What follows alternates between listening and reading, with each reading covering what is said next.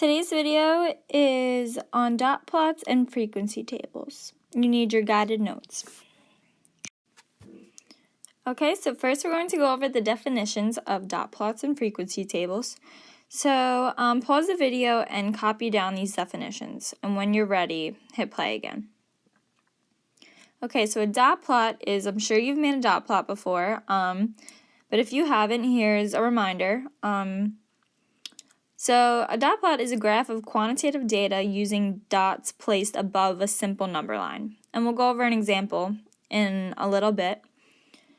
And then a frequency table is a table that shows the distribution of quantitative data using groups and tallies and then a total of frequencies.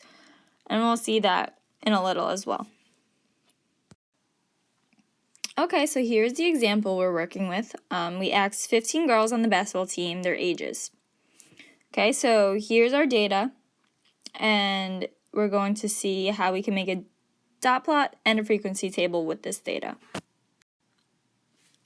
Okay, so looking at our data, the first thing we need to do is put our data in order from least to greatest.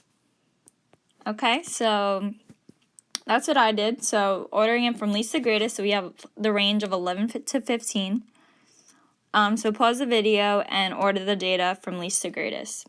And something to keep in mind is that you should count your data once you're done. So here we had 15 values. So when you're done ordering from least to greatest, you should still have 15 values. Okay, and the next thing we're going to do is make our dot plot. So here I made my number line, and there's really no reason to start at 0 because our least value is 11. So I started at 11 and our greatest is 15. So to really focus on the data, I kept my number line very simple, from 11 to 15. Okay, and then how we go about making our dot plot is we simply just make dots over the values we have. So here you see we have two 11s. So I'm going to make 2 dots over 11 to represent my 2 values. Okay, and then move on to 12. Same thing, 2 for 12.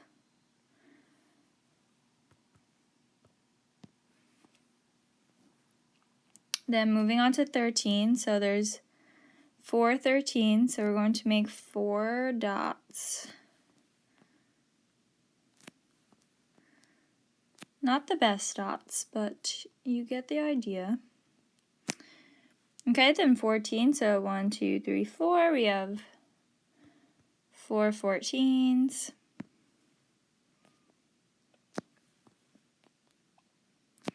And the main idea for these is you want it to be directly over the number. Okay, I don't want to look at the number line and think it's like 12.2 or 14.5, like it should be directly over that number. Okay, and our last one, 15, there are 3 15s. So 1, 2, 3. Okay, and there's our dot plot. And you can see that the reason we do a dot plot is it really organizes the data. So we can see 2 11s, 2 12s, 4 13s, 4 14s, and 3 15s. So just make sure you have this dot plot written and drawn in your notes, because it'd be a really good reference to go back to, and I will check it for homework as well tomorrow. Okay, now we're going to make a frequency table.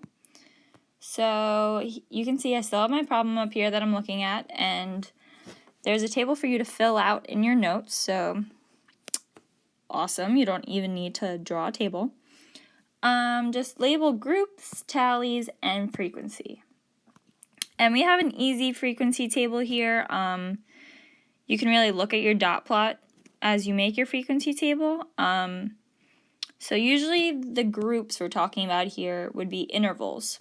But since our numbers are so close together, we really don't need intervals. So for this one, all we're going to do is just right in our table. Okay, so our first group is 11, then our next one's 12, 13, 14, and 15. And this is just another way for us to see our data.